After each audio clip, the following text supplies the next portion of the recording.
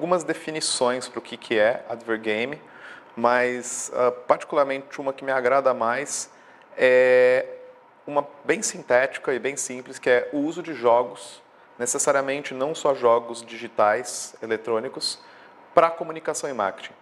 Quando a gente usa mecânicas de jogos, quando a gente se aproveita de jogos, de estruturas de jogos, de interface de jogos, e insere dentro desse contexto marca, produto e serviço. A gente tem visto no decorrer dos anos, principalmente agora, com os avanços de internet, com os avanços de tecnologias para meios móveis, como tablets, como smartphones, muitas marcas que estão lançando seus jogos. Então, as interfaces dos jogos têm as marcas lá contidas. Não é uma coisa nova. Desde a época dos primeiros videogames isso já existia, desde a época do Atari, você já tem casos de introdução de marca como Johnson & Johnson dentro da interface do jogo.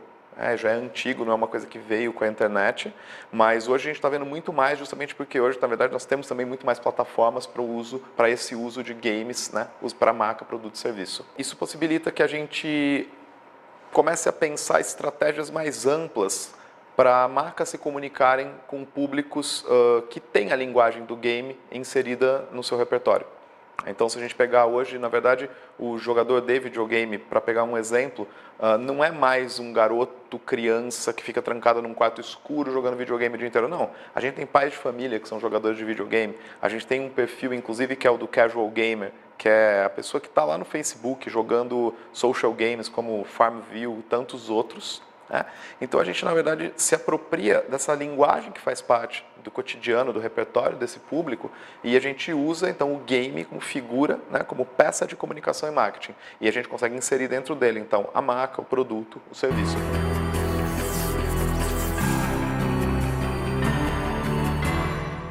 Hoje, eu acho que mais do que nunca a gente tem visto o uso intensivo da linguagens do entretenimento, inclusive o game ele entra, né, dentro dessas linguagens de entretenimento para ações de comunicação e marketing.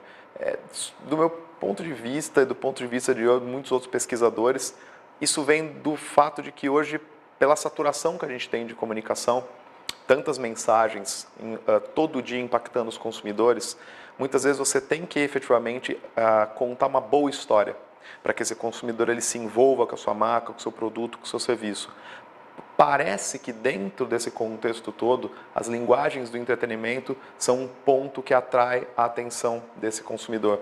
Parece que hoje não dá mais para você chegar para um consumidor e falar, olha, beba o meu refrigerante e está aqui o refrigerante, ou coma o meu salgadinho e mostra a foto. Você tem que contar uma história, você tem que envolver esse consumidor, e o entretenimento ele faz parte desse jogo todo. Quando a gente olha para essas linguagens do entretenimento, a gente associa muito ao humor, a riso, necessariamente não é isso.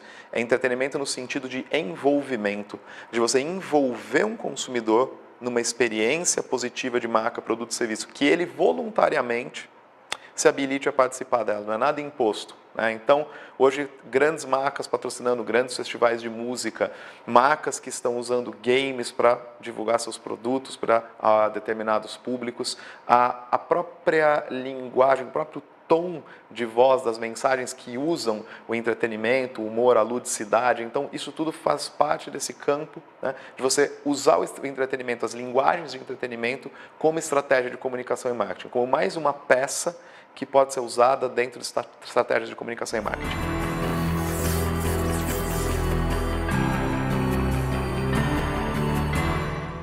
Gamification é uma buzzword que tem aparecido bastante aí na mídia nos últimos tempos. A gente tem visto muito empresas que falam que estão gamificando seus processos e tudo mais. O que vem a ser, né, essa tal de gamification? Bom, não é uma coisa tão nova. O termo você já consegue achar em alguns sites na internet de 2004 para cá. Basicamente, gamification é você utilizar mecânicas e elementos de jogos para coisas que não são jogos. Então, é você, por exemplo, pegar elementos de jogo como troféu, como ranking, como pontos, e você utilizar isso dentro de processos de comunicação e marketing, né? Tem um caso assim que ele é emblemático de todos os livros que tratam desse assunto, trazem esse exemplo, e realmente é um exemplo que explica muito bem todos esses elementos, que é o caso do aplicativo de geolocalização, o Foursquare. O Foursquare basicamente ele faz o quê? Originalmente ele é um aplicativo que servia para você dar check-in nos lugares.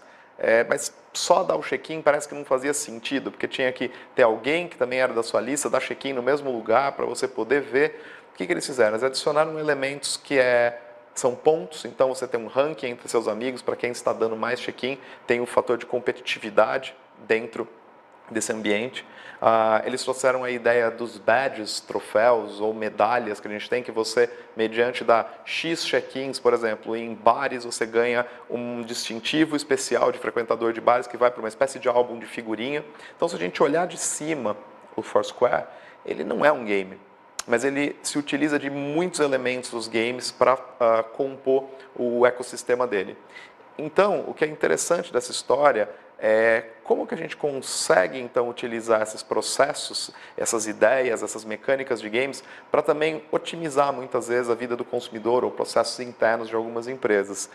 Eu, particularmente, assim, eu acho que talvez falar de interfaces lúdicas fosse mais adequado. Parece que quando a gente fala de gamification, a gente se restringe a exclusivamente mecânicas de jogos. Acho que a gente pode ampliar um pouco esse termo, que acho errado, o gamification, mas eu particularmente gosto mais de usar o termo interface lúdica, que aí você consegue trazer também a ideia do jogo, a ideia do elemento do jogo, só que não só do jogo, mas do storytelling, do entretenimento, do faz de conta e de muitos outros elementos que compõem o campo lúdico.